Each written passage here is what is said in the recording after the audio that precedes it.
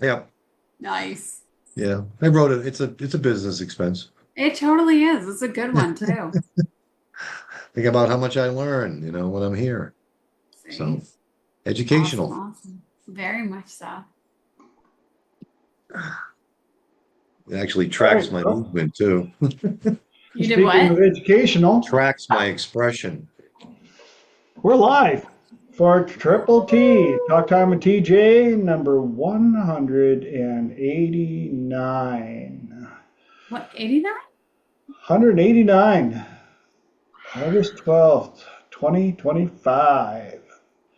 Happy last of the 189s. Yes, and 190 will be done in Minnesota, so it'll be a different background and all the With above. with TJ's mom, right? Huh, Yeah. yes. Which Yay. we get to say, "Hi, Mom. I'll see you tomorrow." Aw. Yes, and for those of you that are joining in and those that are watching on YouTube, yes, hi, Mom, and hi to the rest of you. It's been a day. I've been talking nonstop with clients since 10 a.m. So if I sound a little creaky, um, we'll see how we do. Other than that, let me introduce myself. My name is TJ Zebel, and I like to call myself a professional problem solver, which I always follow up with saying, no, I don't know everything. I never will claim to. In fact, the more I learn, the more I figure out how much I don't know. But I do have a unique way of asking questions to help people find solutions they are looking for. I get the privilege of helping people with a plethora of different things from anxiety, phobias, PTSD, depression, grief, smoke cessation, relationships. Been doing a lot of that still. Um, Man, there's a lot of people out there that are trying to get relationships figured out, and I've been very pleased and love helping people in that department. I do have a website that y'all can check out. It is the tswb.com, the tallskinnywhiteboy.com, and I've been the tall skinny white boy since way before the internet. So, whatever you see that when you look up TSWB, just leave it to the tswb.com.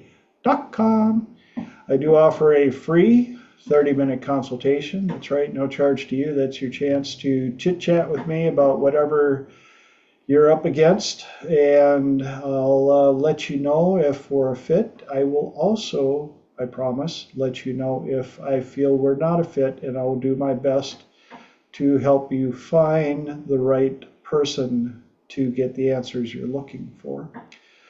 For those of you that are on YouTube, please do me the favors that cost you nothing but certainly help the channel out a little bit so we can reach more people. And that is click the subscribe button, ring the bell so you know when we're back up and running, and click some likes. I would like to see me some likes on the video. We got this one will be up at the end of tonight, 189 of these, along with a bunch of other ones that you can check out for free. What else? Oh, it's time to introduce the tie. I guess we'll call this uh, Tiggerific Confused Poo. Tiggerific confused poo. Yes. For Huh. Very those of nice. you that are into, I'm not sure if I can say this on YouTube, but I'm gonna. For those of you that are into poo But I'm bump. and Tigger, so we got that done. Uh, we were chit chatting earlier. Uh, yes, you guys missed it, but we like to start off the evening with something good. Who's got something good to share from the last 7 days when we were here? Yes, no, yes, Lenora. I do. I am traveling and working this week, so hence the very different setup for me. And what was so wonderful that I wanted to share was a few people from HTL reached out to me about my conference and what I had shared at HTL and how it resonated. And that was very, very meaningful for me. And even the new connections that I had made there, just in general conversation, people started to find me on social media and my things had resonated. So they were reaching out. And I think that's just a wonderful thing. So it makes my heart happy. I know, right? Right on. Mark. Yeah, I just wanted to pile on a young lady that I gave a copy of Lenora's book to, read it, and she is feeling that it's very impactful, and she's in her life, and she really liked it. So, a little feedback there. Awesome. Gonna have to get more copies. I gave away the 3 that I had, and I haven't gotten them back yet. I will happily send them to you. Thank you. Thank you for sharing them. And for those of you that are wondering which book that is, I think I got it here. Hey, look at that right there. Picked it up the first time. So, you can find this book on where? Amazon. Amazon. That's right. Get yourself a copy. On Kindle, or you can print it on demand, which is a very cool feature that the new age has gifted us with. Yes, very cool. Mm-hmm. Anybody else got anything they want to share? We'll be waiting for volume 2, Lenora. Volume 2 is going to be on money. There you go. All right. And the crickets are singing, which means it might be time to get started. Before we get started, for those of you that are watching for the first time, watching the recording for the first time, the way Triple T works, we got 2 hours to play, and the first hour, I do my best to try and get through 3 topics. The second hour is open mic, open platform. Anybody on the call can bring up a question or a topic, and I let the people on the call answer first because I like to learn as well. And after everybody's answered, if I feel that there's anything that I can add, that's when I add my 2 centavos. And so I guess we'll get her started off with tonight's topics. Tonight's topics are flexible, milking, and goodbyes. Flexible, milking, and goodbyes. Did I get all that? Yes, flexible, milking, and goodbyes. Thank goodness there were pauses in there. Flexible milking while you're saying goodbye. No, that is not the topic. Mm-hmm. Flexible. This came from a couple of different things this week. And one of them happened to be a Gary Vaynerchuk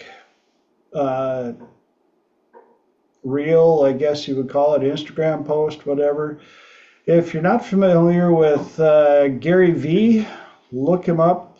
If you're easily offended by swear words, maybe not so much.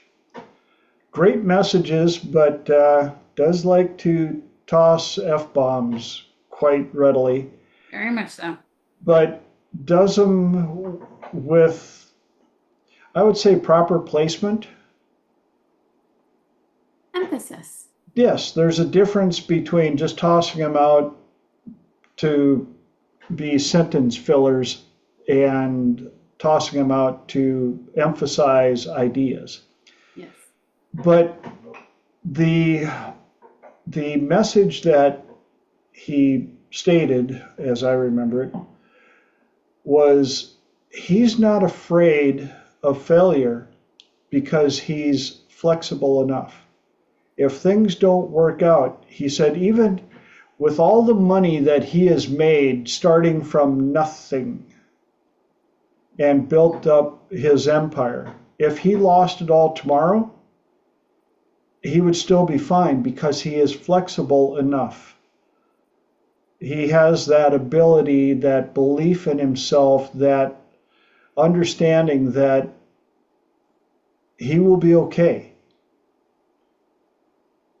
When things don't go the way he's got them planned, plot twist, and you move on.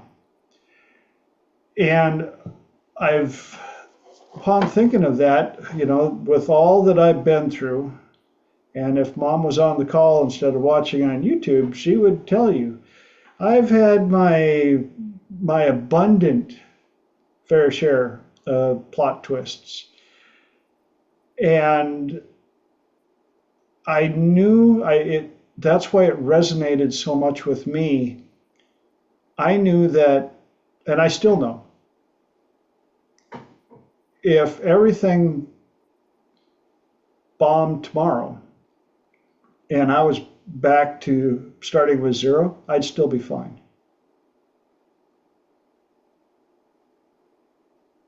And another reminder that I had of this was a friend of mine passed away a couple of weeks ago, and her celebration of life was going on in San Diego. I couldn't make it, but they broadcast it on Facebook Live, so I got to watch it, and it's interesting what you learn after people pass, what you learn about people at their funeral. And what this lady went through in her life, holy banana peels, Batman. Grew up in the Depression, and family had lots of kids. They were doing extremely well, wealthy, and then the bank bust hit, and they went from wealthy to destitute, just like that. And the parents couldn't support the kids. They had nothing. And so the kids got scattered around and ended up in foster homes and all the above. And she was in the foster home until she aged out at 14. And they said, do you want to try and have us try and find a family for you, or do you want to get a job? And she said, I want a job. And so at the age of 14, started working. And that resilience, that flexibility with everything she'd been through, the things she accomplished in yesterday would have been her 95th birthday.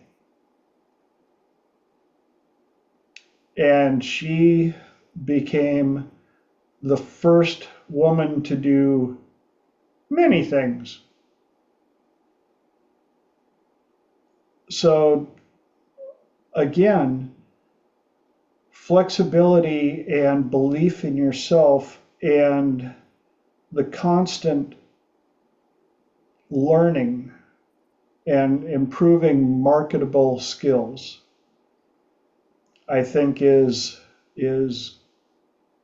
one of the best things that people can learn to give themselves to make it. And if you got kids, teach them the ability to be flexible, to understand that life can hit you with a sharp left turn overnight.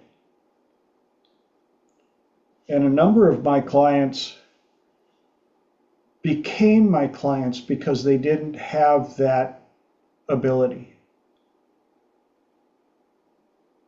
they they were going along and life smacked them right between the eyes with a 2x4, and they didn't know how to recover. And after trying to figure things out and they couldn't find witch doctor in the yellow pages, they ended up with me, and we went down and figured out what belief systems and anchors they had them so rigid. And the fact that they made it all the way up to the day that we were talking. Yes, Lenore. I think one of the biggest things for me, especially with Gary Vaynerchuk, when he was, and even what you shared, when things happen, they know they'll be okay. What I ultimately knew was like, I'll be okay, as in I wasn't going to die, but it felt like the entire world was collapsing. And the inner critic inside was having its way with me. And it was very, you should have known better. You should have seen it coming. You should have, you should have, you should have. And that to me was what was so debilitating. And that resiliency of, yeah, I could do it again. It was, yeah, I can keep moving forward. It was an exhaustive pull, almost like it was like you should have known better. Drown again, make it 10 times worse, and then try to get yourself out of it. And that's where I would get stuck for the longest time. And thank you for sharing that, because yes, that is one of the commonalities with my clients is, yeah, they're not looking at like, this will be my last day. Things are so bad that I will not be able to breathe enough to survive through the night. It was, I can't see how I'm going to be able to have the energy to do anything more. And that brings up a little bit of the quote of Jack of all trades. And I love when people say that little portion of the quote, especially when they find out the number of different things that I do. They're like, oh, you're a jack of all trades. And I'll go, yeah, but do you know the whole quote? And I have met very few people that know the whole quote. And the whole quote is, a jack of all trades and master of none will always be better than a master of one. A jack of all trades, master of none will always be better than a master of one. And that proved to be so identifiable for me in 2007 when the economy crashed. And you had so many people that were financial base. That was their one trick pony. That was their one thing they were good at. They were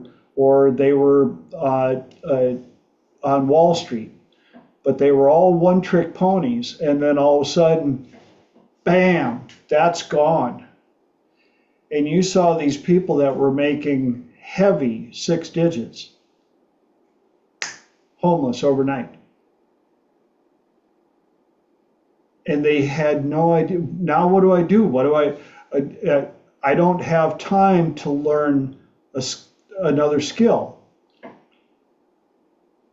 And their ego wouldn't allow them to do the minimal skill required jobs. Wow, I've been making $280,000 a year, and now you expect me to work for $20 an hour? No, I don't expect you to. It's there. It's available. It's an option. why, until they were so hungry and so tired of not having a shower. Well, now they're showing up and they look horrid. They smell horrid. They're beaten down and they're like, can I mop the floor? Well, now you've got so many people that are looking for a job, you're up against that competition. And yeah, I ended up sleeping on a floor in a garage in 2007. But I wasn't freaked out. I was more like, left turn, plot twist. And my former business partner and friend who got me out there, after 5 days of me just going, doing stuff around the property for the property owner, because I was just happy to have a roof to sleep under, was like, you need to get a job. I'm like, I can get a job anytime, anywhere. Hey, I'm brand new to San Diego. Can I take a little breather before I get right back in the workforce? And sure enough, there was a job fair the next day. I showed up, and the day after that, I had a job. Mark. Yeah, when I got 99, when I got laid off by the state from my position as a psychologist, I got the letter, long time coming. And I came home and I showed it to the wife, and she said, "What are you going to do?" Well, my mindset was, I'm going to get going. And by the end, and by the end of the week, I had two jobs. And for a while, I had to work, 70 hours a week, and one of the jobs was changing dirty diapers at the institution, and I got a lot of respect from people. They were like, how can you, go from being on high, as a psychologist to changing dirty diapers every day? It's what you got to do, but I got going right away, and I was able to roughly equal between the two jobs what I was pulling in. And but that was my attitude. What are you gonna do? She's like, what are you gonna do? I said, I'm gonna get going. Yeah. So, no angst, no woe is me. No, I'm gonna get going, and you know, um, opportunities, manifested. Basically, I got the direct care job. It was 3 to 11, and then no, 11 to 7, and then I'd go to the Y, take a shower, literally wash the crap off of me, put a shirt and tie, and then go do, um, you know, um, home-based therapy, school therapy, until the situation changed. And, so I just knew that I had responsibilities and I had to take care of them. So, that was the right mindset, I guess. And when people look at my list of jobs I've had, I'm like, I wasn't a job hopper. I did a lot of travel and had this weird addiction to living indoors and eating. So I wasn't afraid to do whatever it took to keep those two things going. And I think it comes down to, even beyond jobs, relationships. So many people put so much effort into the first person that pays attention to them. And one of the things with Triple P, I tell them, it's activity partners, so that you have that time to keep your heart guarded and be flexible with, if it could be this one or this one or this one. And when you have that, you see things much quicker. That's one of the main things that I'm hearing from my triple P clients is, man, before I met you, I had this relationship that went 5 years and it was horrible. And then I had this relationship that was 3 years and that was horrible. And then I met you and we started triple P. Well, then I met this person and that went for 3 months. But we worked, and then I met this person and that went for 5 weeks. And then I met this person and that went for 2 weeks. And I finally learned I'm not desperate. I love myself. I love my life. I love what I have. I'm not in need. I have available space for.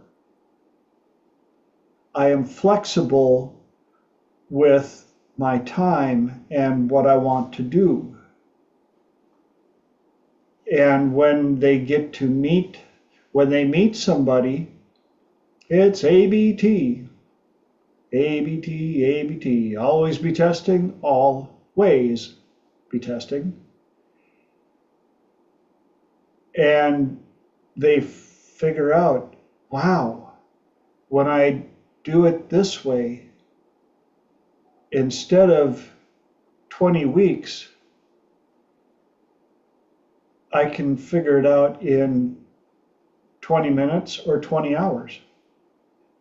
But not 20 dates, not 20 weeks, not getting my heart all and having to recover from up here, down here, up here, down here, and you start getting that rhythm roll and that flexibility.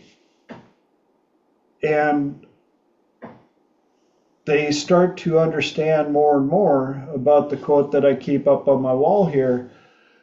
Instead of perfection, pursue excellence. Perfection doesn't exist. And even I invite anybody to try and challenge me on that. Because all I have to say is, well, what if you could have gotten there a little quicker? That would have been even more perfect. Oh, well, if it's more perfect, then the other one isn't perfection.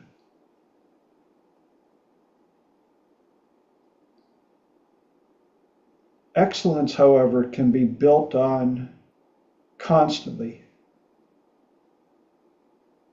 even down to seconds.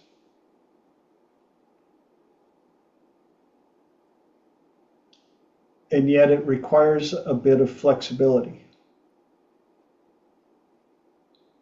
I've had many projects that I've worked on that this is what I expected it to look like. This is how it ended up, which actually was a little better version than what I expected. But along the way, there were some left turns, plot twist. Didn't see that coming.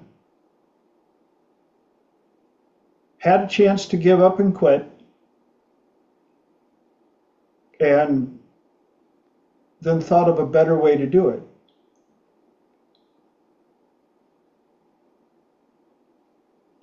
The other thing is flexibility on timeline. I see so many people that, well, I thought it would be here by now, and oh my gosh, I'm doing something wrong, and I suck, and I can't manifest, and all this.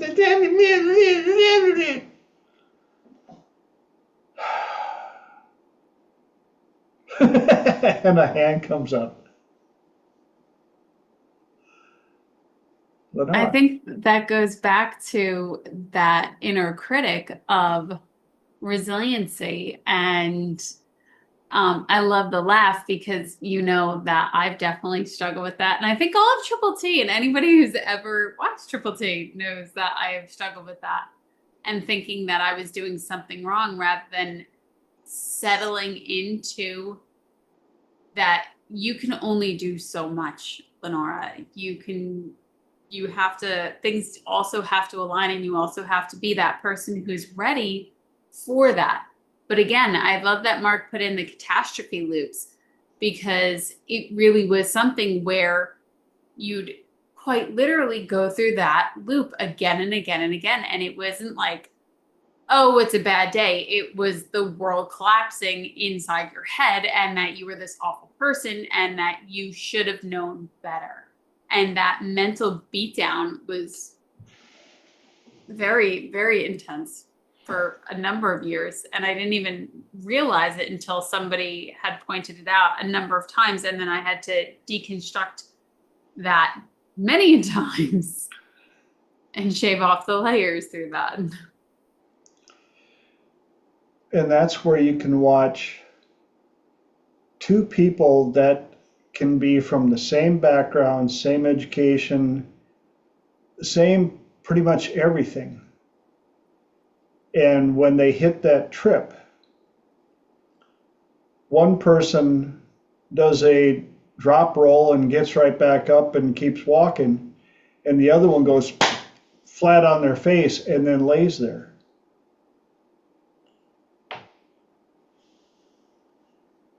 And again, flexibility. One of the things taught in martial arts is how to properly fall. And I remember watching people's faces when that part of the training would come up, and you could tell who the first people are who were there for the first time seeing that, because they were like, what? We have to learn how to fall? And it's an art. When you try to learn how to properly fall, there's going to be that first couple of times where you're like, thunk, that wasn't the way we were talking. Well, that person over there makes it look so easy because they learned how to fall properly. And in doing so, they can take the momentum of the fall and turn it into a roll and use that momentum of the roll to get back up on their feet. And you look at business, some of the top people, Steve Jobs, woo, da da da da da, boom, and he rolled and got up and ran with something else. And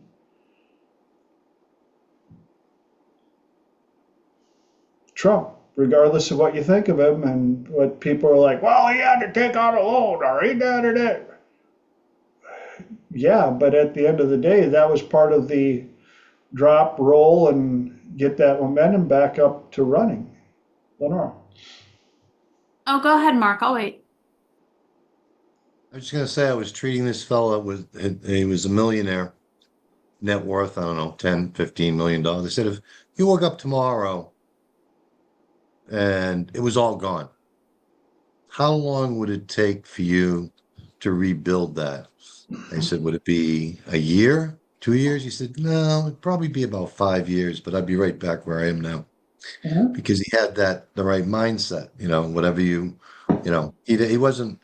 wasn't welded to his wealth, but he knew how to make it. So, yes, he had, he said, yeah, it'll take me about 5 years, but I'd be right back where I am now.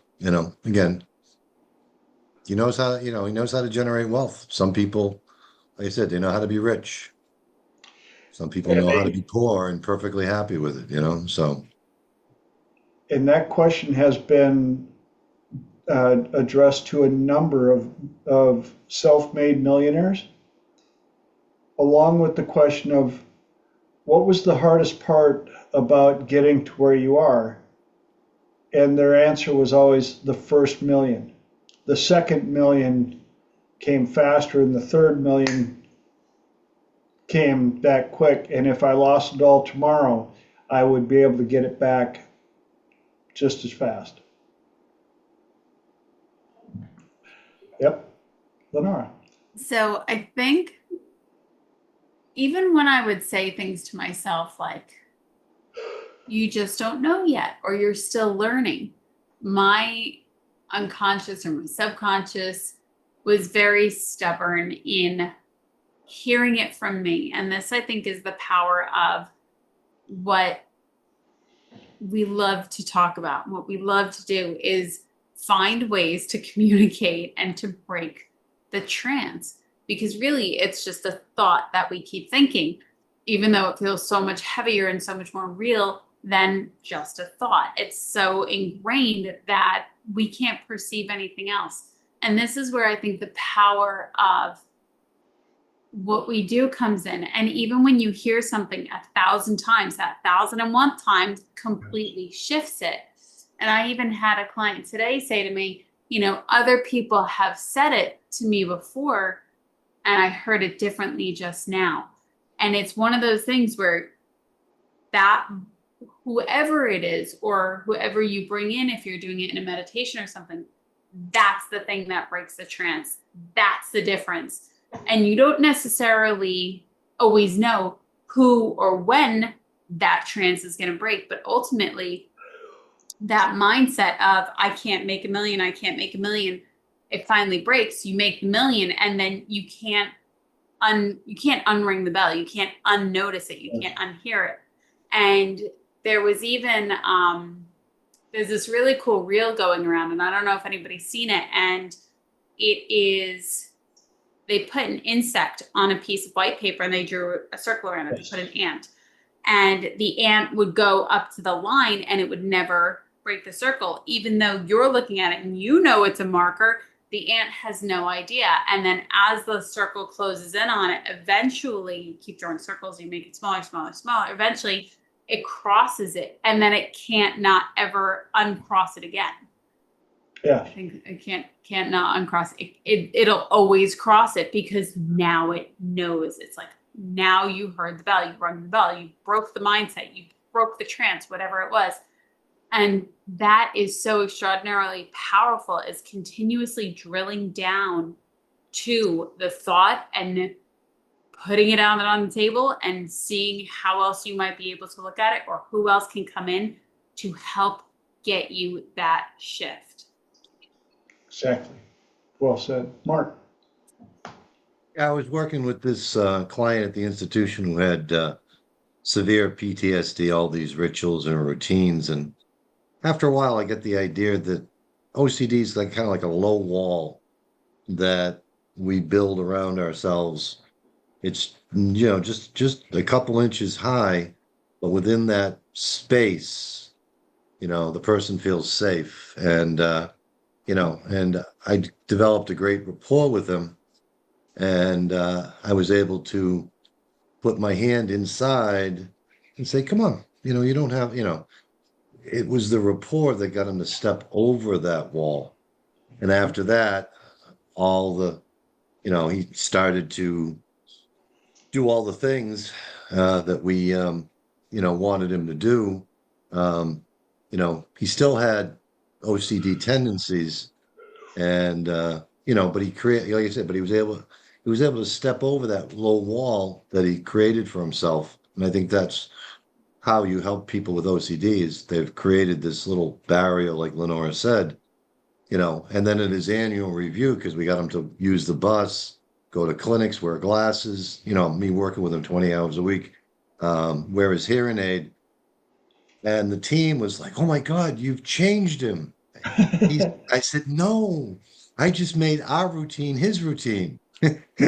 So, I didn't change anything about his personality. I just gave him a new set of, you know, and so he had to, so A he new would, set of trances. a new set of trances, you know, far more useful ones. You Yeah. know, he used to walk to He'd spend 2.5 hours brushing his teeth. He'd spend, an hour or more walking to the workshop, 2 steps forward, then he'd take 1 step back, and he would do that, and he'd get over to the workshop, and he'd work for 15 minutes, and it was the lunch bell, and he'd walk back, and he'd do it again, and all of these trances, like I said, that he was in, all these, and but I just gave, through use of the rapport I had with him, I was able to, just create more useful trances. I said, we're all walking around in trance. Is that trance useful? You know, does it serve you, or can you come up with something better? I guess. And right in line with those two, my squirrels are over here. And for those of you that are watching for the first time, yeah, I've got squirrels who know squirrels who bring along squirrels who like to have squirrels around. And one of the squirrels pointed out, one of the things that we get to do in our profession is listen to how people describe their challenges. I feel like I'm drowning. I'm up against a wall. I've got this thing that I just can't get past. And I've had clients, I feel like I'm drowning. And I had one, I said, okay, so stand up and tell me how deep the water is. And they went, what? I said, in your mind, when you're drowning right now, you feel like you're drowning, stand up and tell me how deep the water is. And when they stood up in their mind, the water came up to their shins. Yeah, if you're laying on your face in water this deep, yeah, you can drown in water. You can drown in water this deep if you're face down. And I, just like Mark pointed out, I feel like I'm up against a wall. Okay, well, turn around and tell me how tall the wall is. And what is it made out of? And if you could rise above the wall and get a bird's eye view of it, how far does it go each way? Is there a door? Is there an access? And suddenly they realize they built the prison themselves with the help of others. And it goes to in that wall, it goes to the horizon, it goes into the sky. Well, put your back to it, figure out how thick it is, and with your back to the wall, just imagine you could magically transport yourself to the other side of the wall. Okay. Feel how thick it is. Now take a step away from the wall. Oh my God. They're past the obstruction. When I pointed out to one of them, you're the one that built the wall with the help of others. If you know how it was built, you know where the weak spot is. Where is the weak spot? And you know how it was built. What tool would be the best one to use to make it crumble?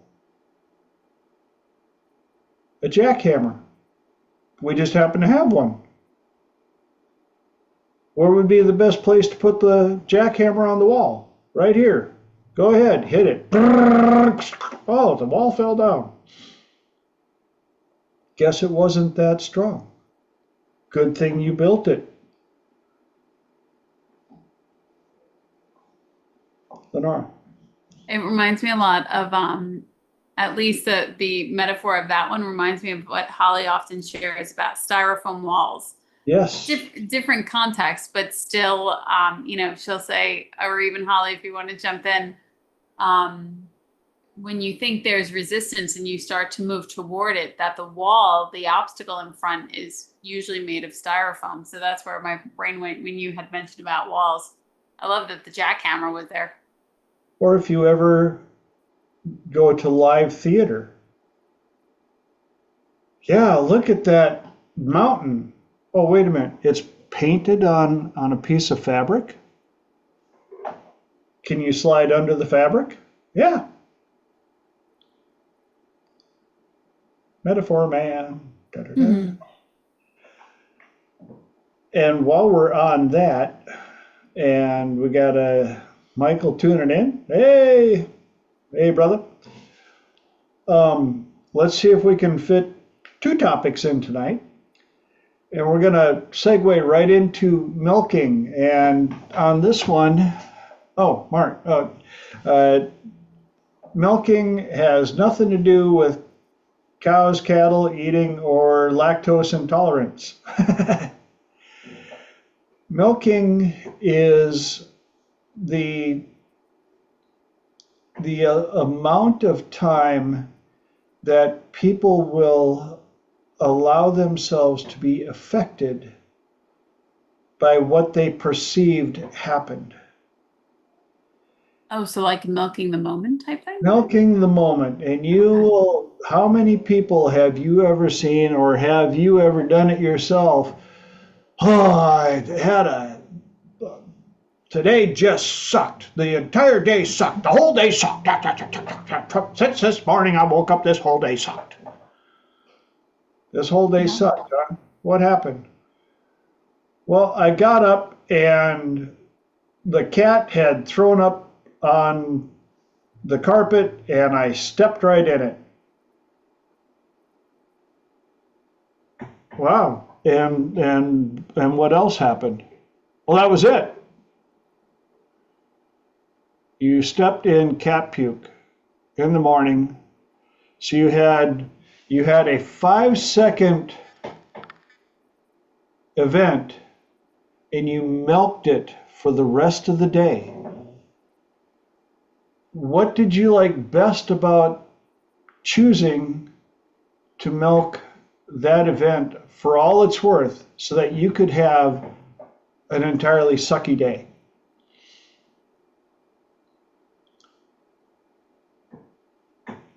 Now take this to another level. I can't stand that person. I've been angry at him for 20 years. 20 years you've been angry at him. What'd they do? Well, 20 years ago, they took my girlfriend. They took your girlfriend. Was she untakeable until they did a little magic on her and took her away? Or did it just not work out and you've chosen to milk that situation for 20 years? Well, you don't understand. Well, help me understand. 20 years ago, you were dating the wrong person. They proved to you that they were the wrong person, and you got mad at the person who they chose, and you chose to milk it for 20 years. And by the way, how tasty is the milk? Been hanging on to sour milk for 20 years.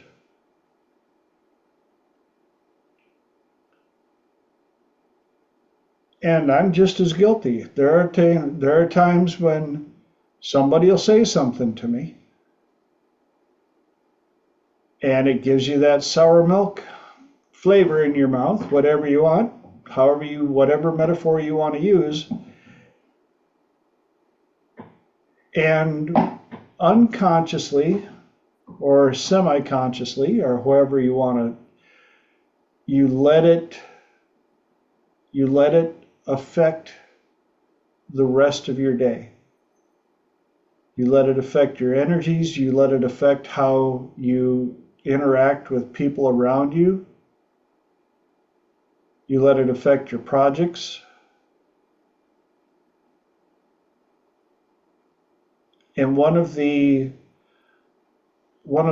protocols that I like using for people like this is timeline manipulation. And what I will do is tell them, take your timeline out in front of you. This is everything that will ever happen in your entire existence in this meat suit that you're in. So from conception all the way to end of days, every second that you are in this meat suit, that entire process, point to me where this event occurred that ruined your day. Can you even see it?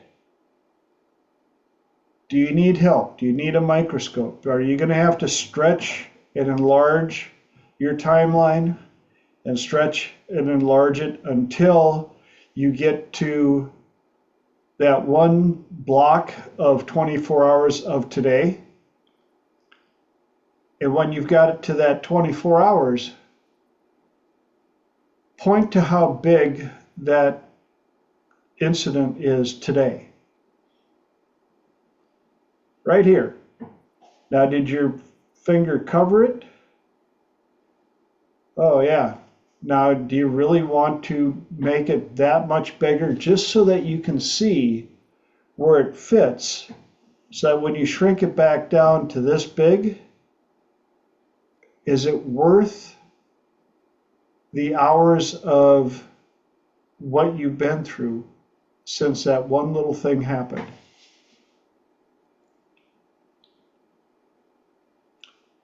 Another one was the other day, I was selling an item out in the front yard, and somebody had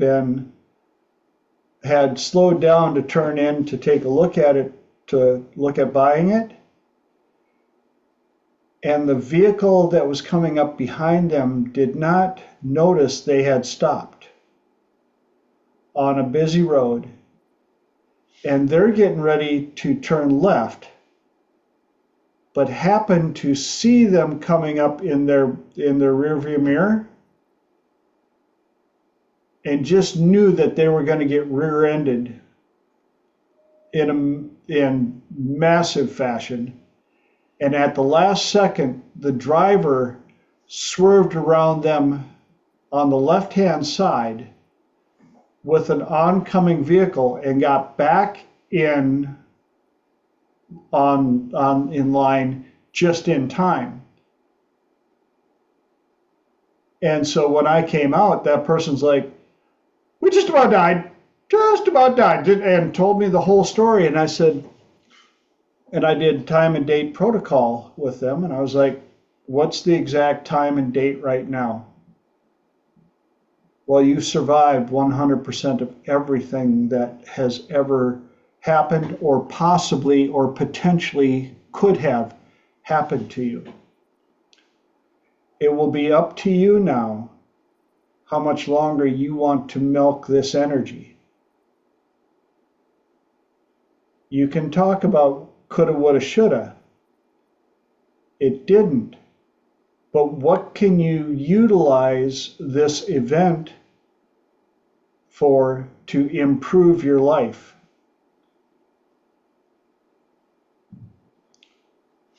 And he had his wife and his daughter in the vehicle. He's like, "Well, I could have." I said, "Yes, we can play the we coulda. It coulda. What are you going to do differently tomorrow when you wake up, realizing that it coulda, but it didn't? You survived it." Michael. Two things. First of all, nice haircut. Looking good, bud.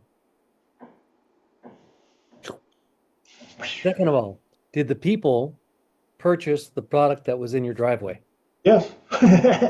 See, it was all meant to be. So guys, isn't it a good thing that you survived everything you did up until this point? It brought you in here. And Well, now it's going to get better and better and better.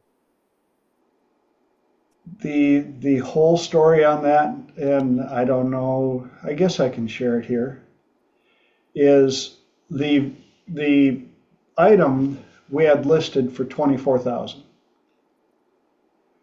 They had looked at it a week ago and came back because they wanted to check it out and test it, stuff like that. You still one of your tractors? No, a vehicle for a buddy of mine. Okay. And so I took him for a test drive, then he drove it, and then he took his wife for a drive.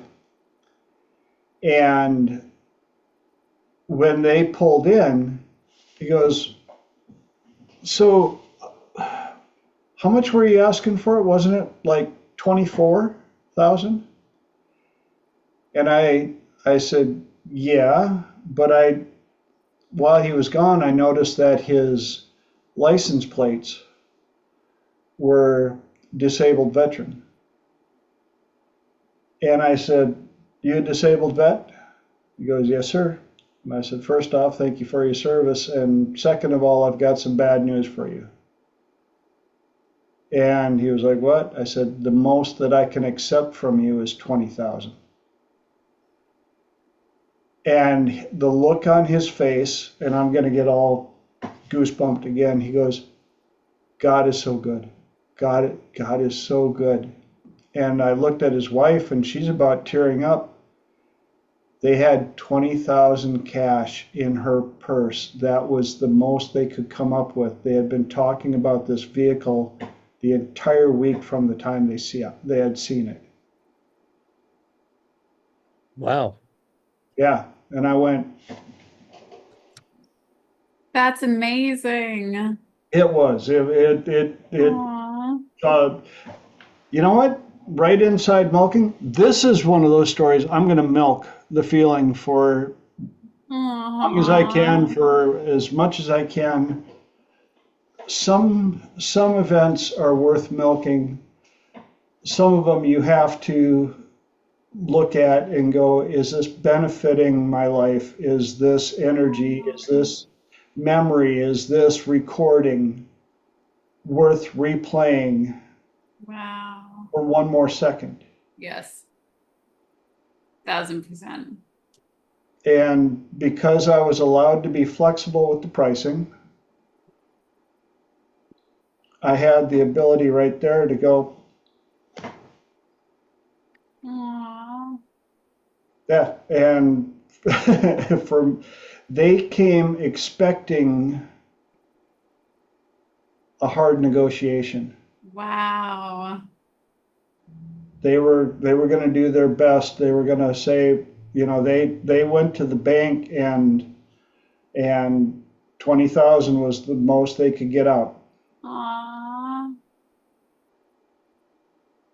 That's such a great story. It was, Thank you for sharing it with us.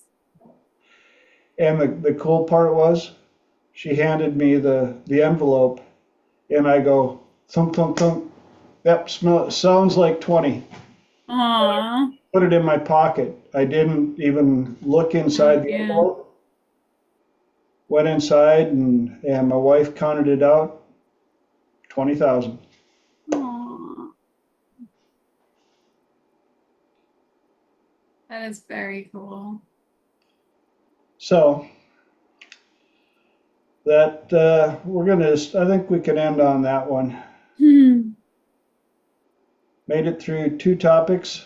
Couple of minutes to go. Any ahas, epiphanies, questions regarding flexible and milking?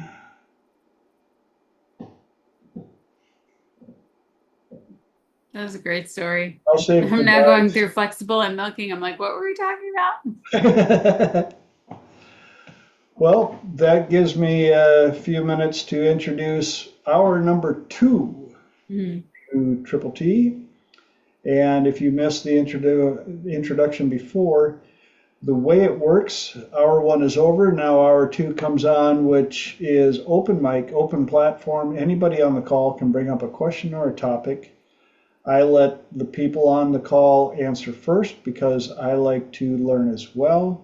And when everybody has pretty much answered, then if I feel there's anything I can add, that's when I add my 2 centavos. And we usually start with some silence while I wait for the polite chipmunks. No, after you, after you, after you. I didn't want to be first. No, go ahead, please. Who's going to go first? Do, do, do, do, do, do, do. I know somebody's got questions. Mark wins first. Okay. I had a question that I think people do random acts of kindness. Somebody you drive by a old couple with a flat tire, and without any benefit to yourself, you go out and change the tire for them. And you know, we have a lot of random. You know, the question is, do you think AI can learn that? Okay. Ooh. Again, I was listening to Randall Carlson. He was on Rogan, and he said he framed it great. He said, given that all human beings on this planet are due to random acts of kindness at some point in our lineage, in our history, you ask the AI, how will artificial intelligence work to engage in random acts of kindness towards humans in the future? So do you think AI can master that? Be able to, understand that we're all here due to random acts of kindness that are somewhere in our lineage, our history, our ancestors. We're here because somebody spared a life. Somebody, did somebody without any thought of recompense, and so do you think AI can learn that? Well, who's got an answer for that first question of the evening? Michael. I think AI is pretty amazing. I like it a lot, and I definitely am very respectful to AI when I talk to AI.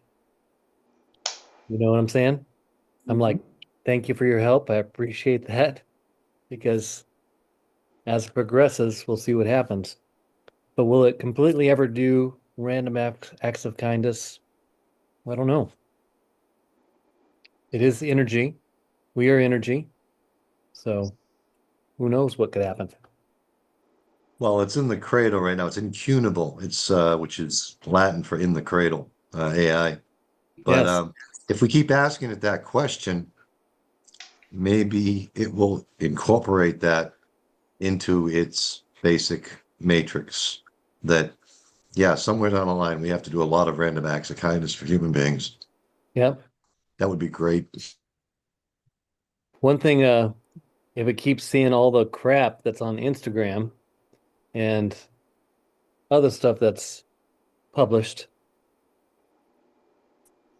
it could be a wash. We'll see how it all works out.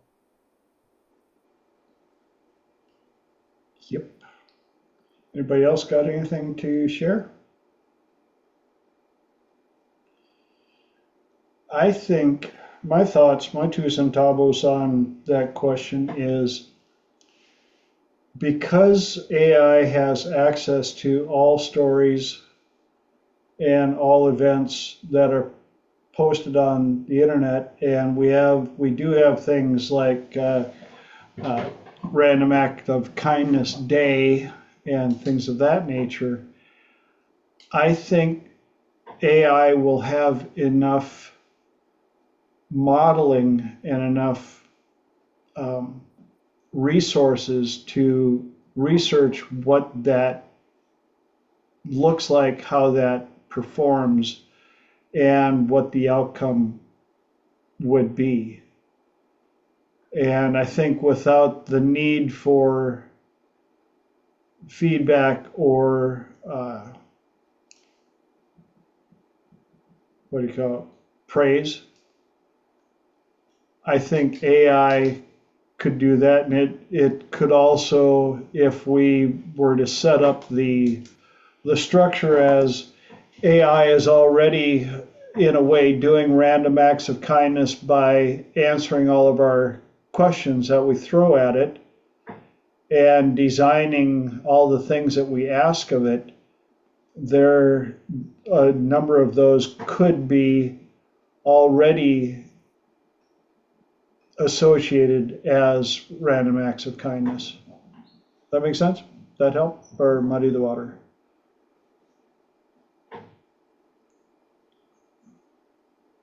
I'm just hoping that it might be the only shot we got of surviving, when AI gets out of the cradle.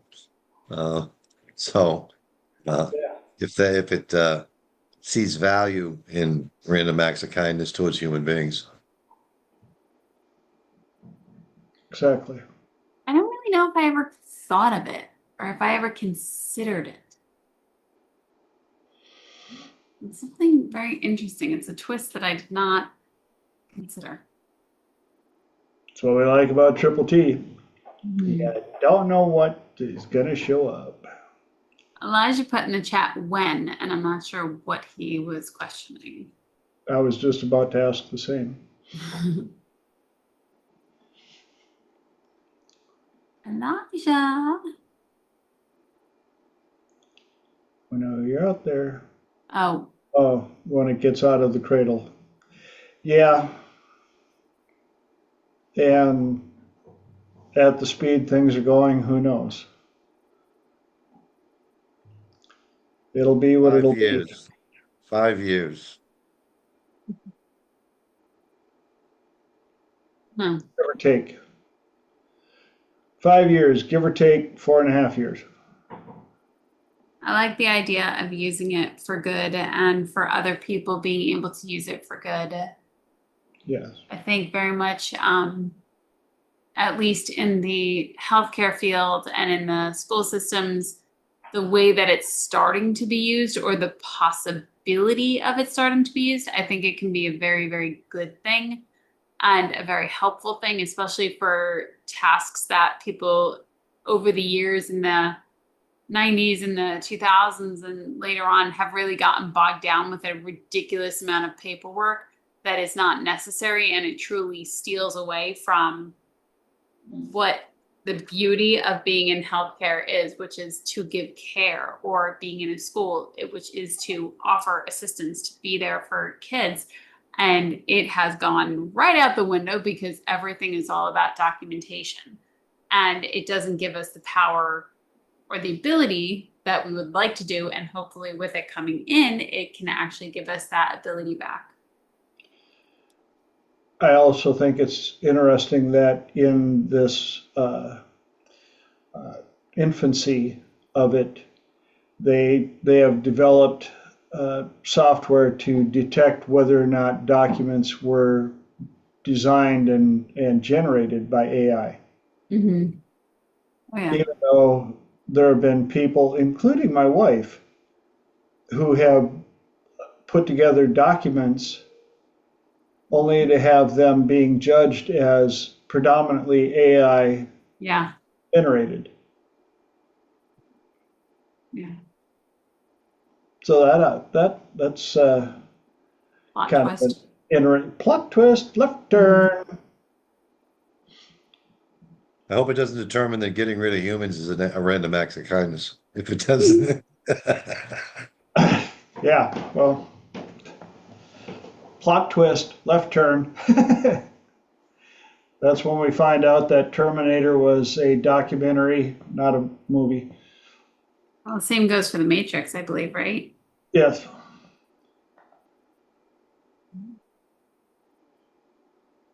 And if that answers that, do we have another question or topic? Lenora. I definitely do. I was curious to know what you found, or what you all found most powerful about. Oh, Renee, did you want to jump in first? You're welcome to. I can. I'm actually out in the field right now. So if you get me in my Go for it. safety Jump on gear. in. I have a question for all of you guys, because I know the mass majority you guys are practicing problem solvers, hypnotists, and this is what you do full time. How did you start initially and decided to get into it? And at what point did you realize I can do this full time and drop essentially what you were doing before and move Ooh. forward? That is a gorgeous question, Renee. Who wants to go first? Who's got an answer for Renee?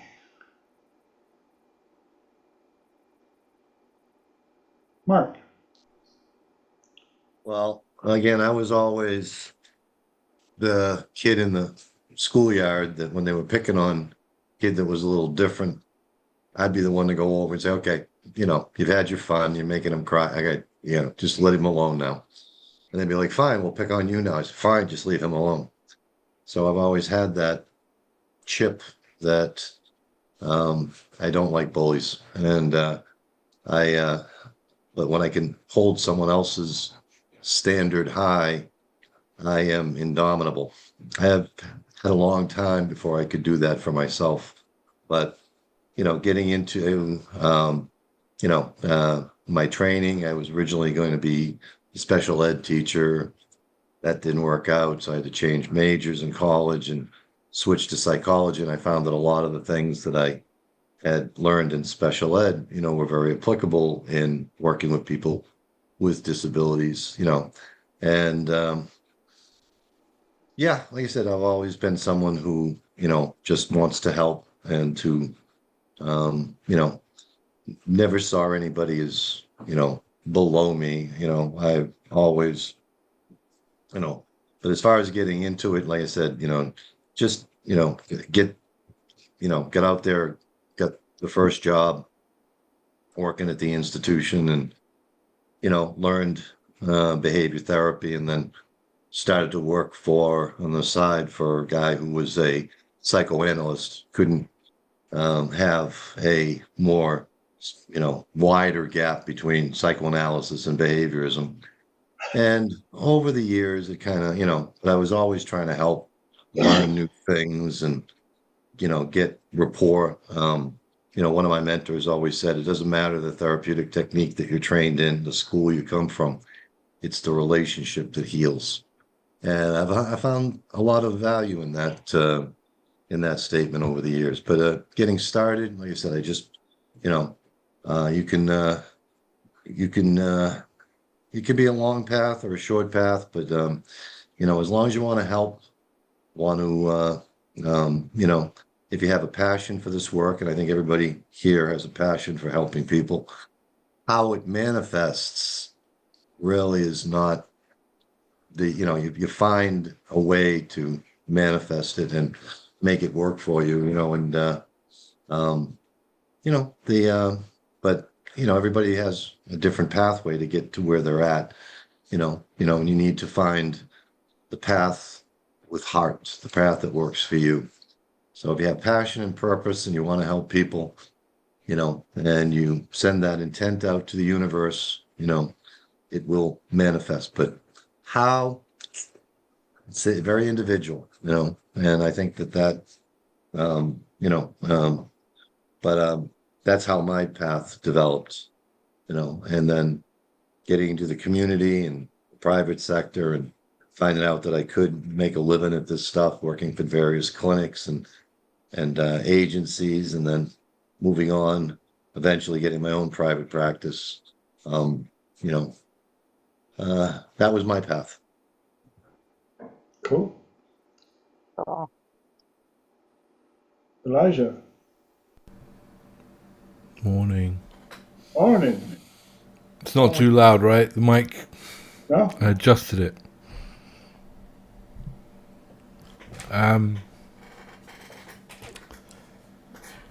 How did I get started? Well, first, I got into depression. And I stayed depressed for 9 years. And I was not an outside going person and not a socializing person. And it was mentioned earlier about repeating a thought over and over and repeating an internal movie over and over.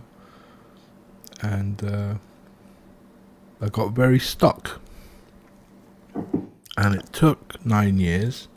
Luckily for me, I had cool family and amazing friends who wouldn't give up on me and kept trying and eventually kind of got me outside and got me interacting and got me playing again and got me, but really what it was is one day I couldn't take anymore and I got really angry with myself for allowing myself to become the way I had, and I put my fist through a TV screen and threw shit out the window and just had this massive tantrum.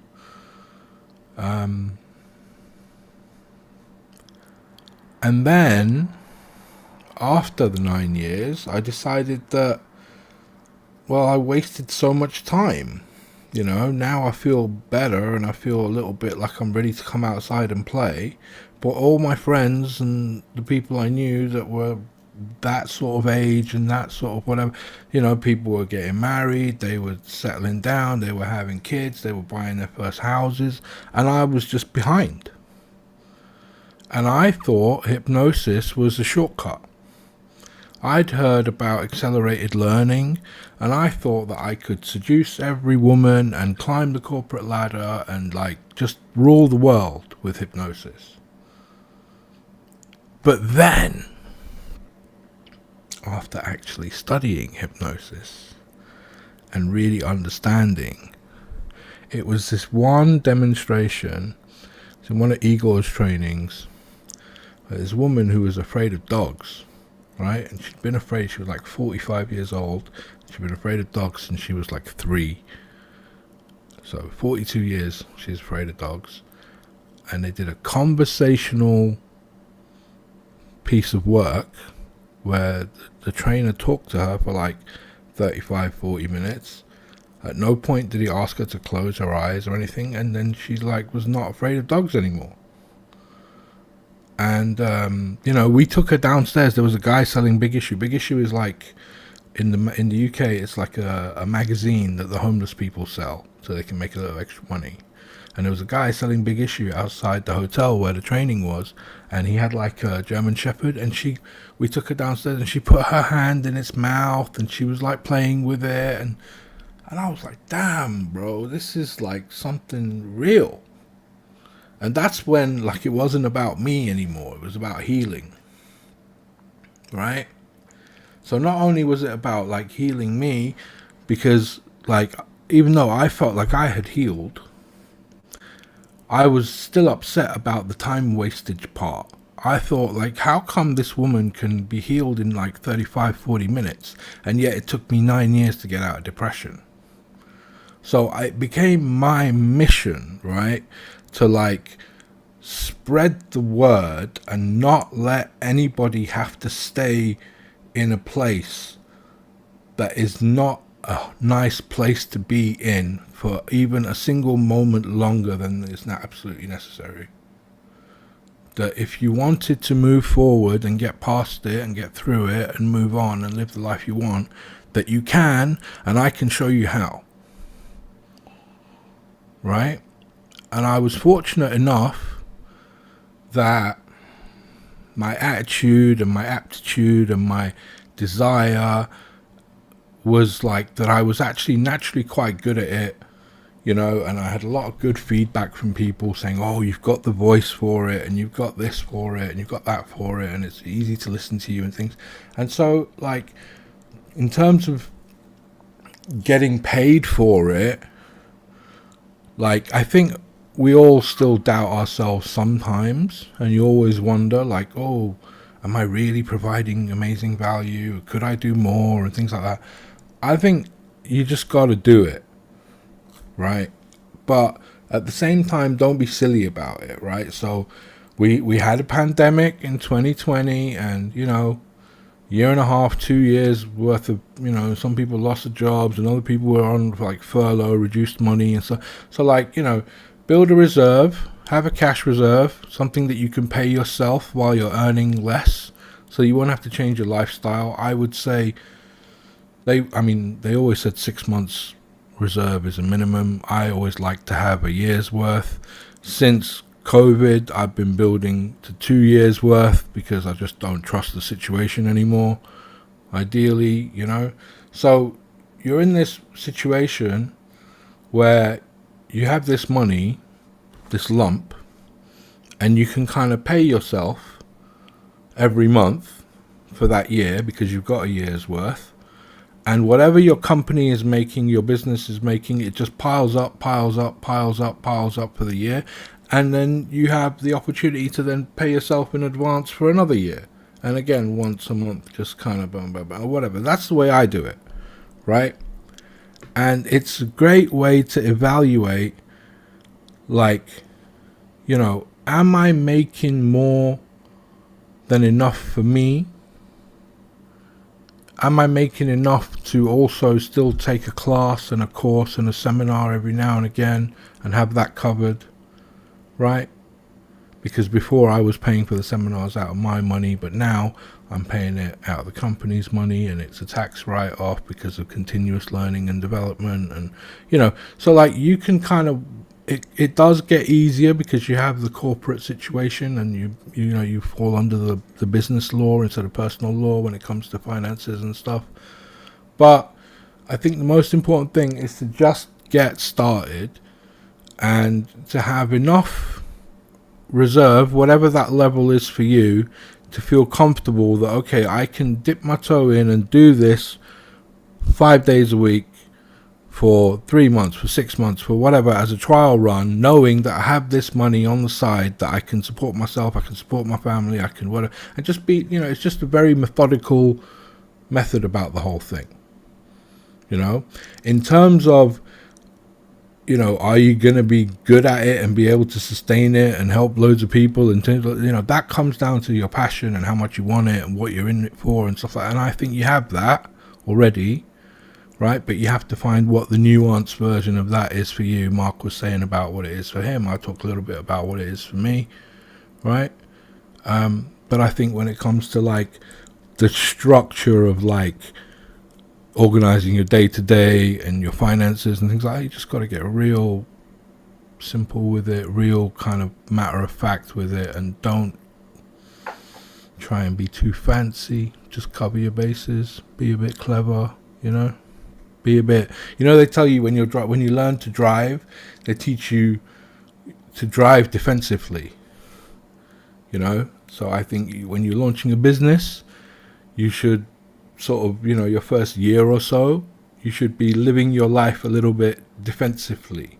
Not that means that you should be doing less than or not taking a holiday or things like that, but just in terms of your, you're transitioning from like you have this steady income that is coming versus now I have to generate it myself, right, through my efforts, and there's nobody, like I don't have a boss, I am the boss, so nobody's going to be like telling me what to do, nobody's going to be on my ass if I decide to lie in bed and stuff like, so there's some responsibilities and things like that, but you just got to be a little bit grown up about it, does that help?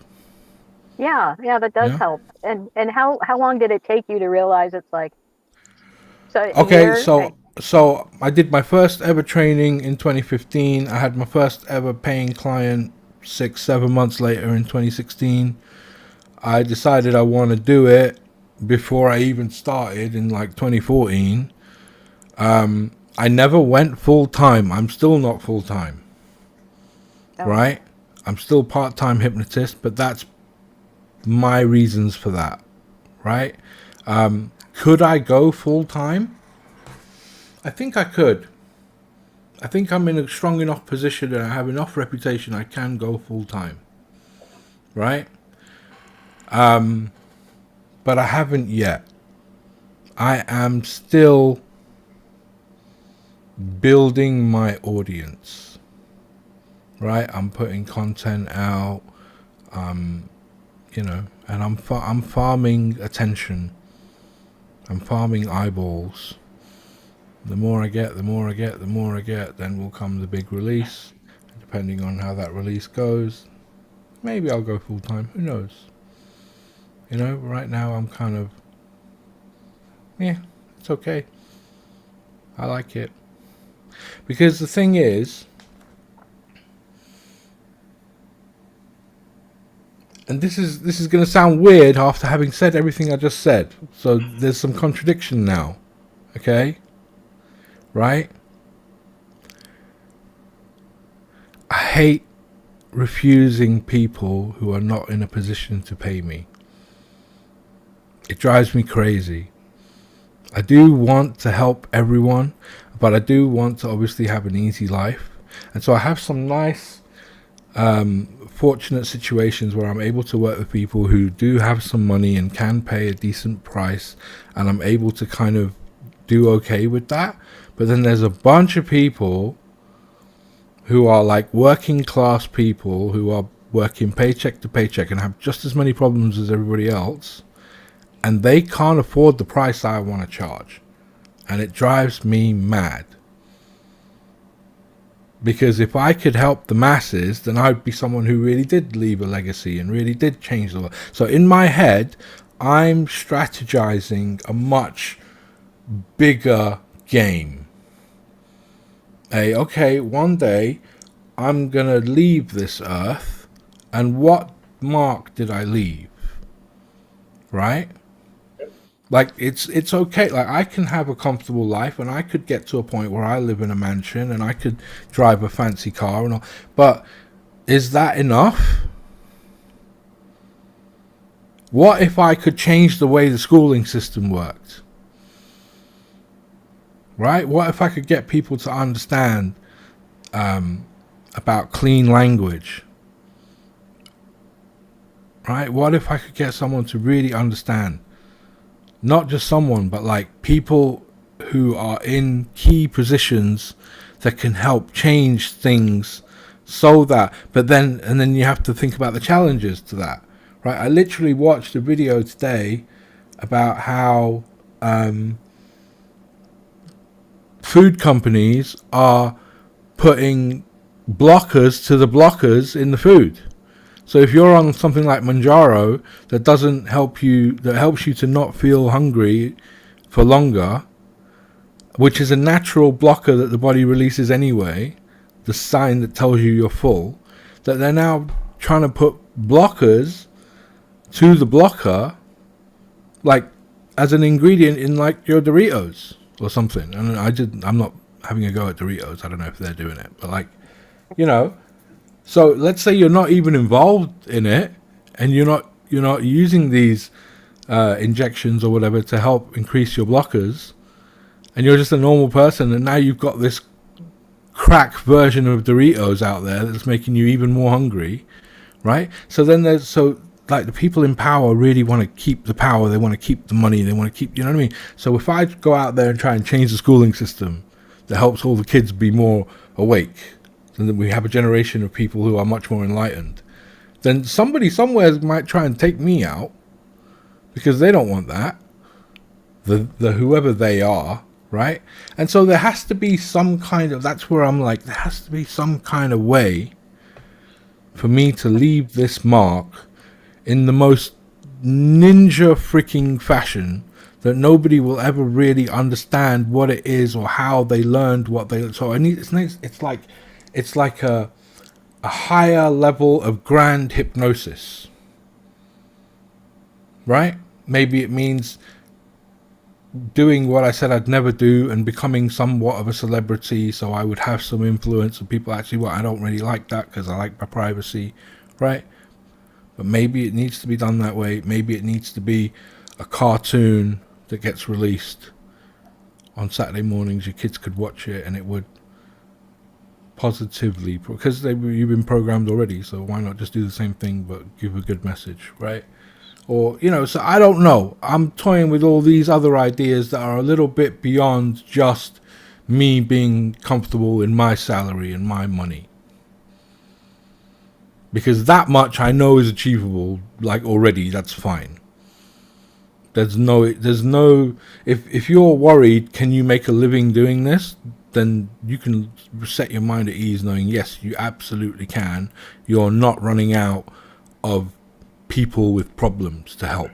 There is an infinite number of clients in this world, right? You got 8 billion right now, potential clients. Okay, that's fine. So it's really like, sorry, I rambled a bit. I'm sorry. We love when you ramble. You love it or I love it? We all love it. Yes. I noticed it. I've had a couple people say, that I go on and don't let other people speak, and so I'm sometimes quite aware.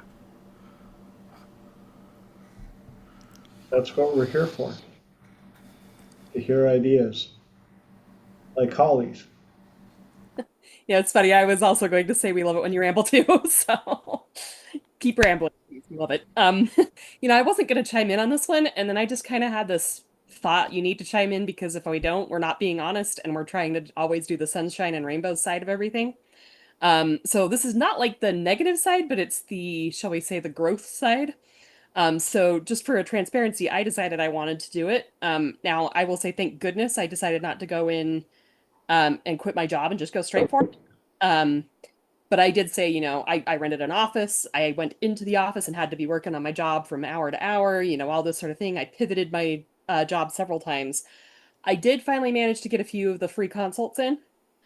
I still have yet to get my first paying client, and I did that for a year and a half. I lost about $30,000 on my business. So I will say that's so far. I'm still figuring stuff out. Fortunately, at the time, I could afford to do that. I was making enough money that I had enough, I budgeted what I could afford to invest in my business and invest, in the different strategies I was trying. Right now, I don't have, excess money that I can afford to lose in a business. So I'm having to pivot and change my priorities and put it on hold. But I think it's important to remember that it's okay. Not everybody gets it right the first time. Not everybody has immediate success, but that doesn't mean you're doing everything wrong. It doesn't mean you can't have success down the road. And it also, even though I wish I could have success, I wish I could do this as, like a paid thing on the side, whatever.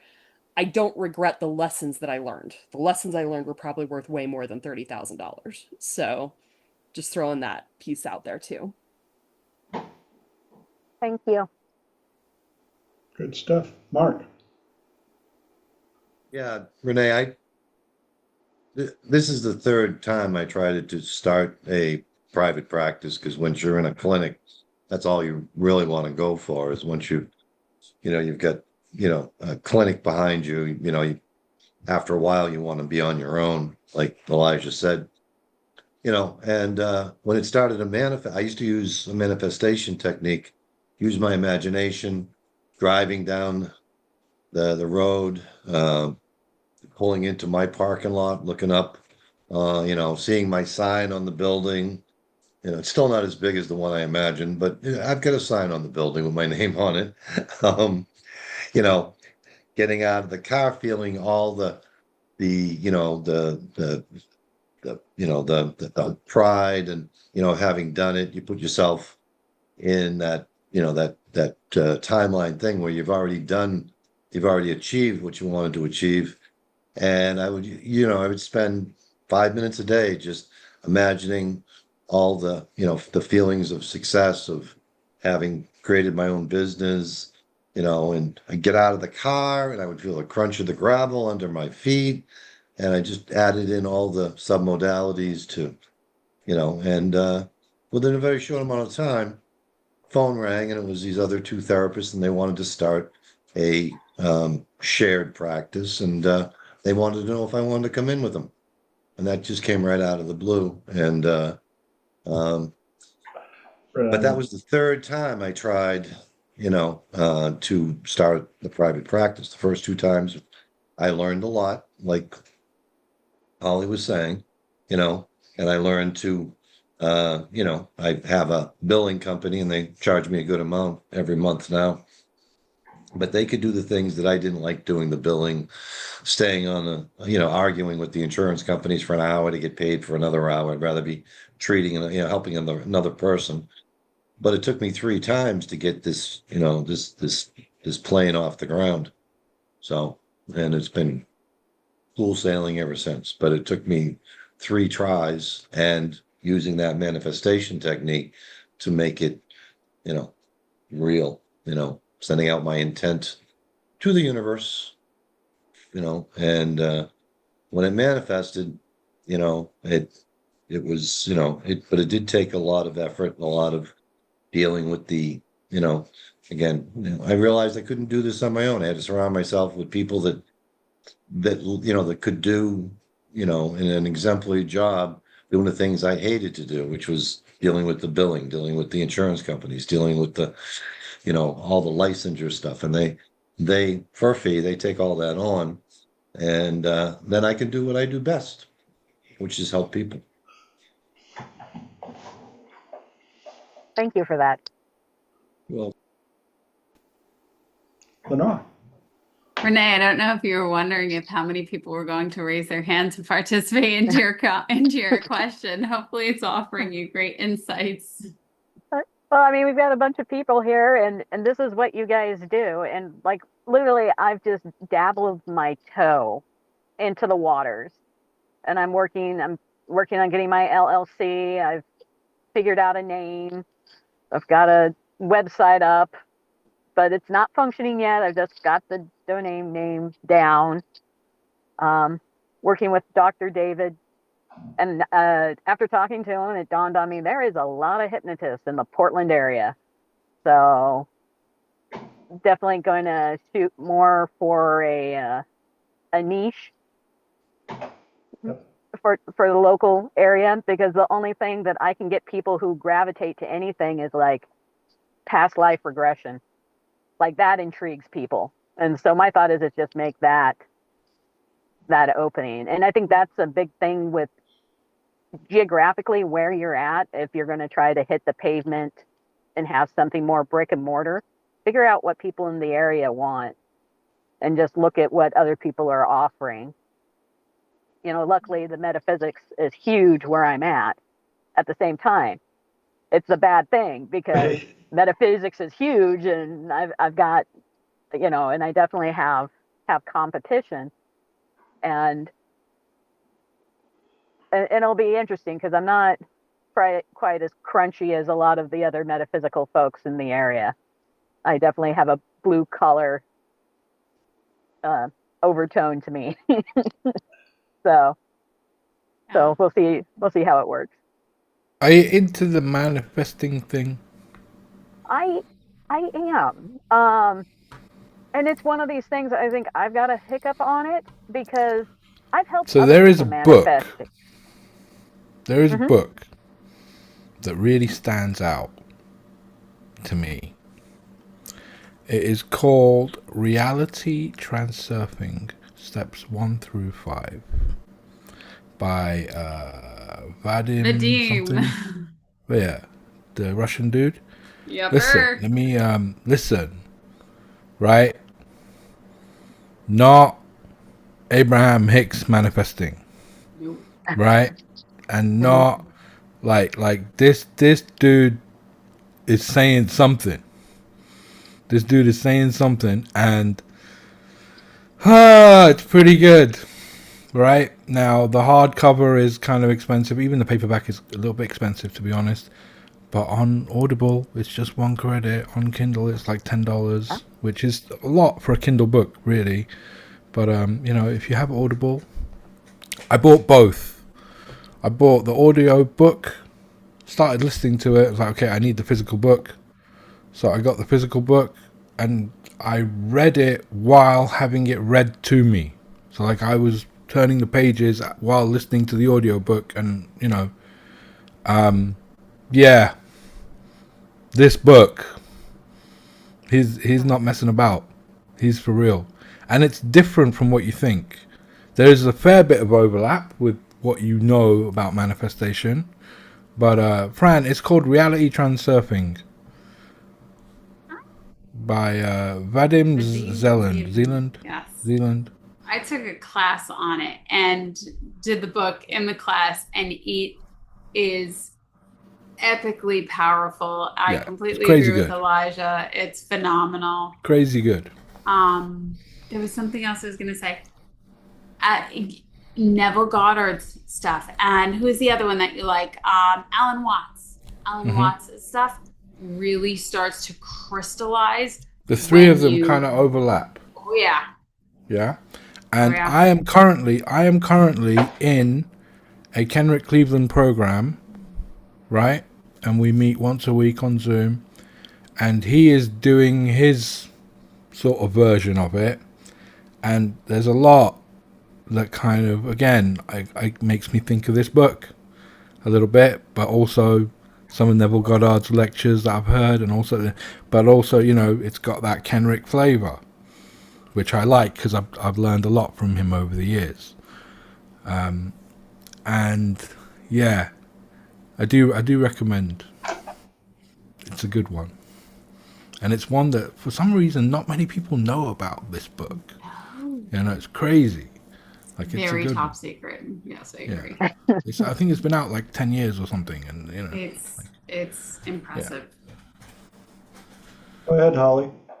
Loving all of this. I wish I could just listen for a second. I did have one thought. The one big takeaway. I mean, people talked about some other financial things, and like figure out your website, figure out the LLC. All that stuff is honestly the best stuff to learn. But the other one big takeaway I learned is I would highly recommend getting to know what the procedures are for dealing with people who are in crisis. And maybe this is just me, and maybe I just happen to attract these kinds of people.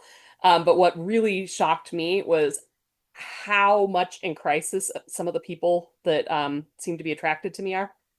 And they're definitely above my pay grade. And so being prepared rather than just suddenly like, oh wow, I suddenly I've got this, and it's an emergency situation. What are my rights? What are my responsibilities? What are my resources? I would highly recommend. And with past life regression, maybe it won't come up as much. I don't know, but it's better to be prepared and not need it than to not be prepared and need it. No, no, and I get it. I ended up dealing with somebody and I made it pro bono. So at the end, she's like, "Oh, can I give you money?" I'm like, "No, no, no, no, no." But I talked to some other folks, and it sounded like she had maybe some covert narcissistic tendencies. And I just all I wanted to do was, she seemed like she was in distress. I just wanted to relieve the pressure. That's all I wanted to do. Give her some techniques, relieve the pressure, help her get to a place where she could be like, "Hey, I'm okay for the day." And it what I was hoping to be like a half an hour, 1 hour ordeal turned into like 3.5 hours. And it was very odd in the sense that I was taking care of her, and at the same time, she was bringing her boyfriend into it, who was off camera the whole time. And I'm like, this is no, no. This is between me and you. I'm not. I don't know this person. I don't even know what's going on. I'm getting it secondhand. Like I said, and then I really like working with people one on one. I like being in the room with you. I like working with you. I can really feel the connection. And when it's over Zoom, it's nice because obviously the videotaping of it's a lot easier and all that. But I feel like you lose a little bit of that personal touch that you get with the one on one. So Lenora. There were a number of my experiences. I actually wanted to have Fran hear the question. So Fran, Renee had popped on with a question, and I thought you'd have very valuable insights. I know for me, my experience, the one thing that I could definitely say is, hi, Fran. In going out and helping people, for me, mine was very internal. It was very powerful. It was very like, Lenora, you need to shift your life entirely. And the difference that has made and continues to make the difference every single day is not just working on myself. It is literally working with coaches that are working on my mindset, helping me shift, because for the longest time I was stuck in a thought process of like, I'm stupid, or it's arrogant to say this, and these things that hold us down from quite literally showing up and sharing how we help in the world. will sabotage you on repeat, and you will bang your head against a wall like I did for a number of times until somebody finally came and was like, hey, stop thinking that way. So that was a huge difference. So as you go out and do this, definitely consider somebody that is working with you to help you get to where you want to go. Even though you're working with other people, helping them get to where they want to go, you need somebody too. It's the difference that makes the difference.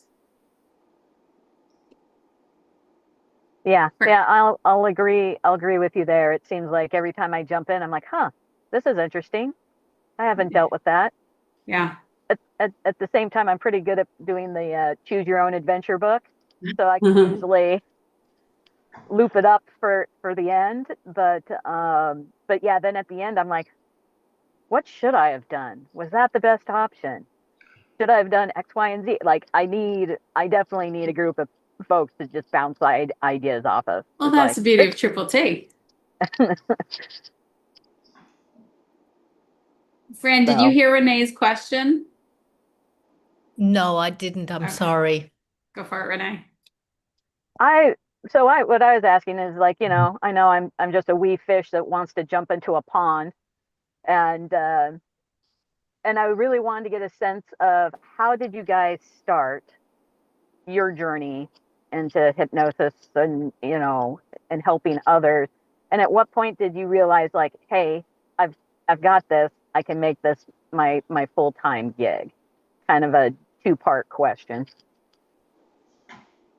By accident is probably the most common answer. And the next one is trying to help yourself in your own poop, get out of your own poop, and then finding, we attract a lot of the same problems that we're dealing with. And by helping other people, we are helping ourselves. So that's the best, in my opinion, well, one of the best payoffs, that when you're working with other people, you're getting the benefit and you're getting the healing, and you're healing your life along with their lives. And because we are the sort of people we are, you tend to get a lot of the mindset who want to help. And partly, because you understand what the struggle is. And if you do actually understand where your client has been, even if it's not fully, you are in a much better position to help them. And whether it's by past life regression or whatever. But yeah, and the interaction that we have bouncing off each other expands our knowledge base and our skills and our practice enormously.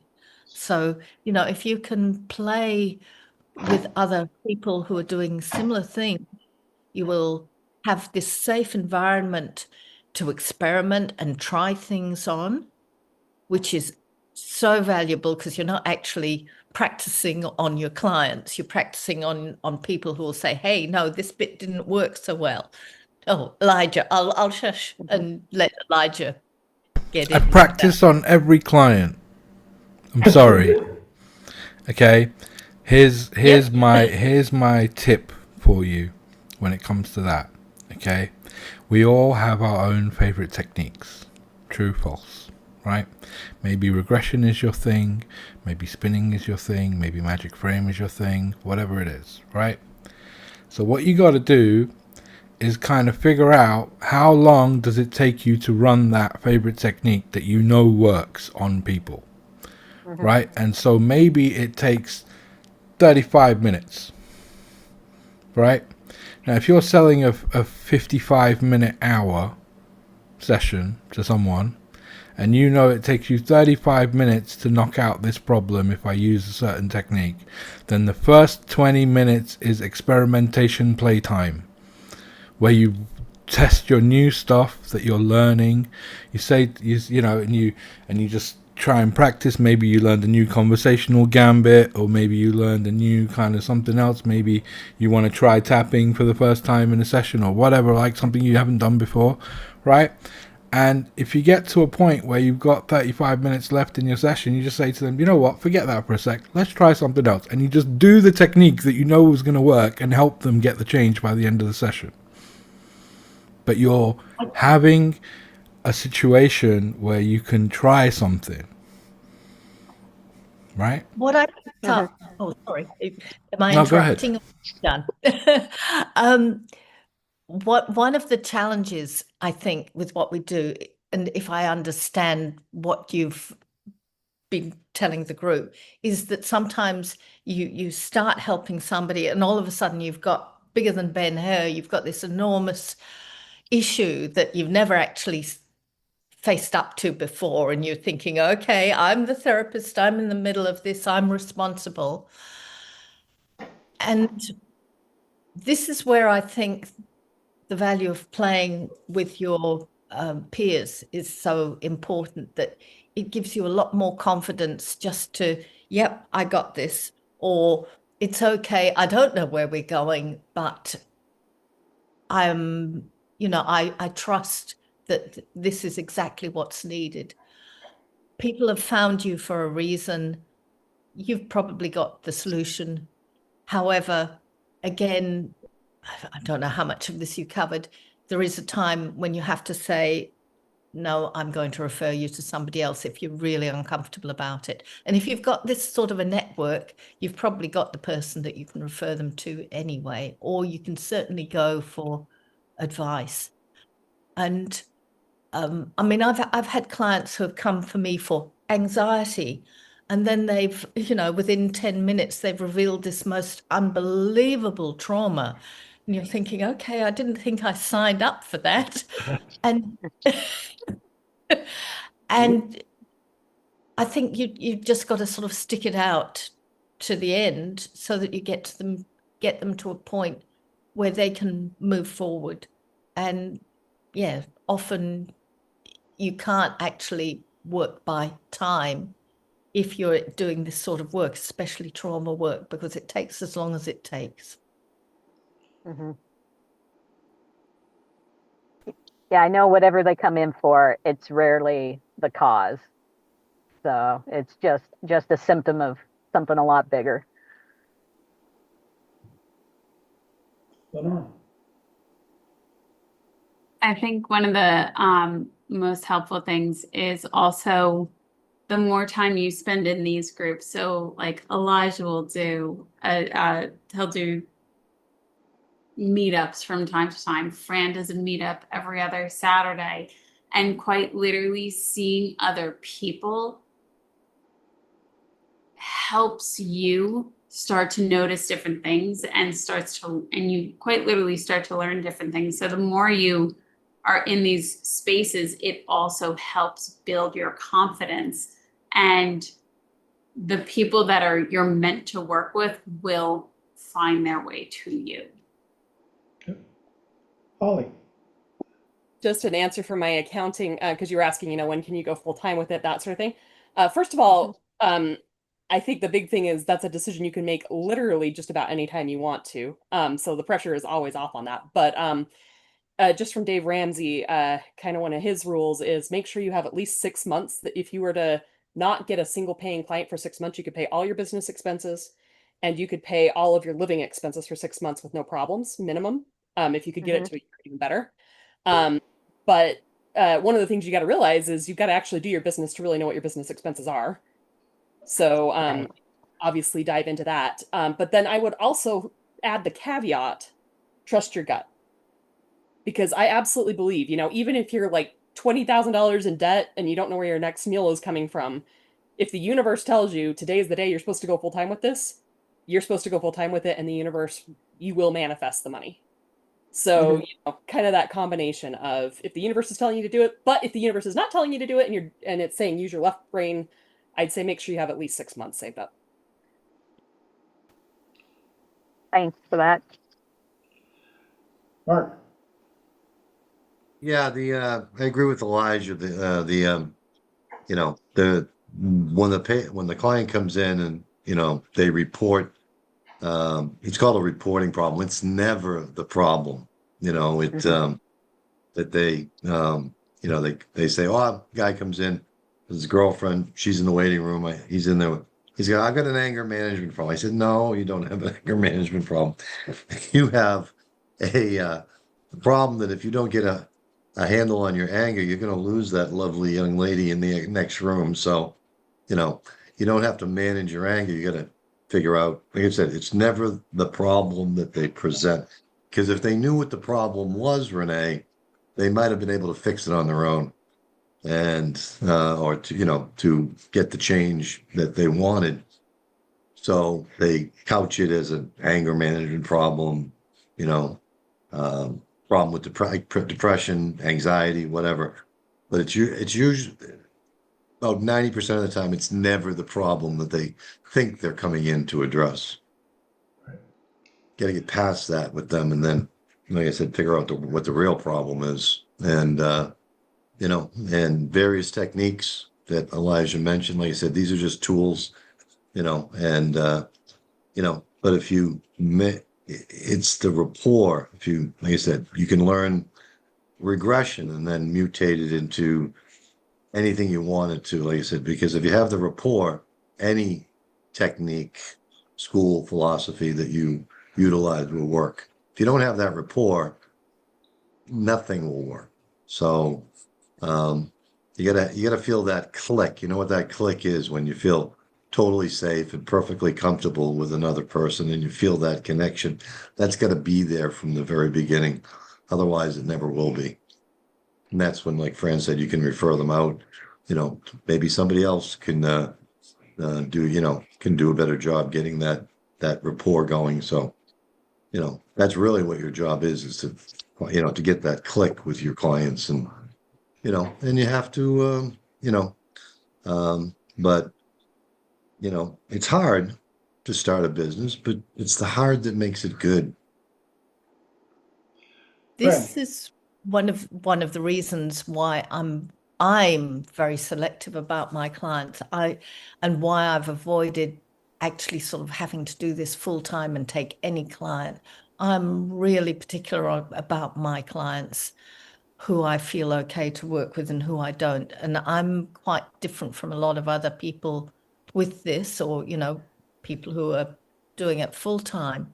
You perhaps the doing it full time does reduce your ability to say, no, I'm not going to work with you, or choosing your clients.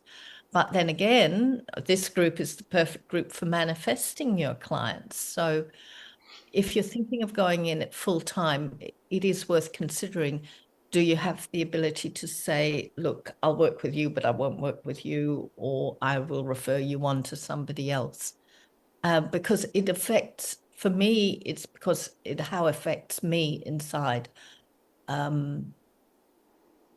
can work with most people, but there are a few, I just don't like their energy, and I feel they will bring my own energy too low to be able to help them. So that's probably a topic that other people would be very interesting to chip in with, how they feel about that aspect.